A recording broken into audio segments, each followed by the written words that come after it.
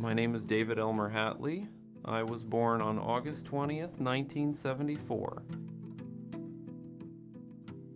Very blessed to have such a great family. I have a wife that has been able to push me and drive me and really see the potential in me and allow me to expand beyond the horizon that I was comfortable with. My kids are great. They're all very smart, very humble kids, which is hard to do. It's when you have a job that's full-time and it's taking all your time, if you don't make that family time, then you're setting that example that it's okay not to make that family time.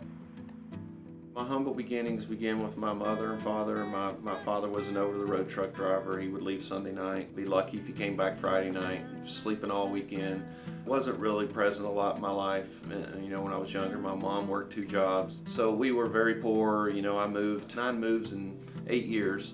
So every time I made friends, I moved. It was Vienna sausages at night, potted meat, soup beans, things that I can't even look at today because those are things that I ate on a nightly basis. I'm thankful I had food on the table, but it was a rough upbringing for me. It was not an easy environment, always moving, never having any money. My parents getting a divorce, going through that was really hard on me. So it was a very, very tough environment. I had to fend for myself early on, from buying my first car, by working and saving the money, to everything. Those are just things that you get used to and what I had to deal with as a kid, and those are what built my character.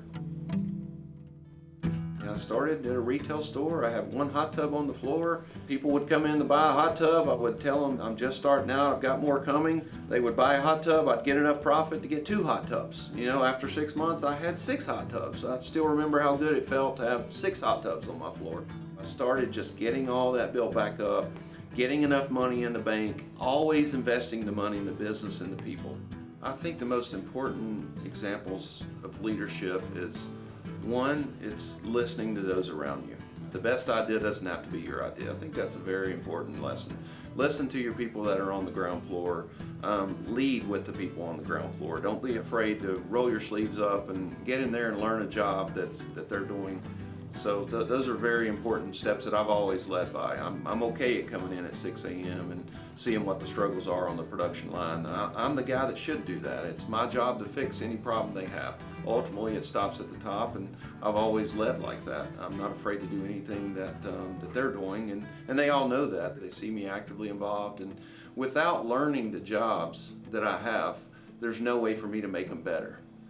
I have to understand the challenges. I have to be in the weeds to get to that level, and that's how you're able to think outside the box. I don't want to depend on a group of people to bring me problems on paper and me not really understand and feel the emotion and see those problems. So that's what I plan on doing as the governor, is really getting involved in all of our state-led divisions and listening to the people of Tennessee and finding ways to improve these areas that we're not so great in right now. It started early on, and I think that was just a desire to do well. I had dreams and hopes like every Tennessean has the same dreams and hopes. I lay in bed thinking about how I can improve the operation. Still to this day, that's what I think about.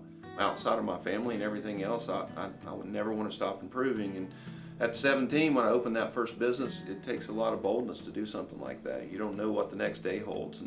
But that boldness is also what leads to new innovations and what leads you down paths that have never been traveled and ultimately sets you up for success. You've got to know, when to take that leap and when not to take that leap.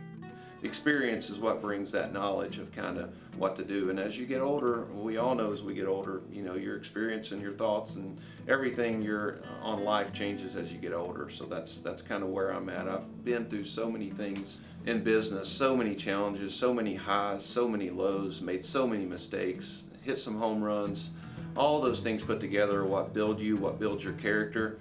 And that's what I want to take and lead the state of Tennessee with. I'm at a point where I know that those things can be put to serious value for this state. We don't need to be trailing some of these other states. Tennessee's a great place to live, very thankful, but we can't let that slip. The minute you rest is when people catch you and things start to get complacent. So I think we're at a time where it needs someone with energy to step in and passion and wake up early in the morning and figure out how to make this state a better place to live for our fellow Tennesseans. We've had several business leaders, executives that have led the state of Tennessee, and they've all been successful.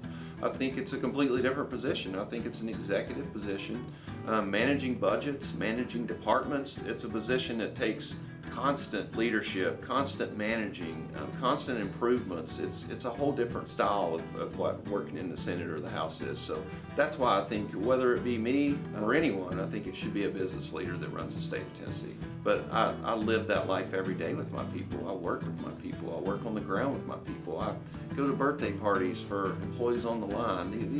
I'm no different. I put my pants on just like every person in this building. And that's what's always kept me grounded. I'm not afraid to do anything, so I'm always looking for ways to improve their lives. I don't need to worry about my life. I need to worry about what kind of impact I can have on others, and that's exactly why I'm running for governor of Tennessee. I know that I can help every single Tennessean live a better life, give them a better opportunity when they grow up, give them a better educational system, fight a tougher war on drugs, reduce violent crime. These are things that Tennessee shouldn't be bad at. They really should. It's an incredible state.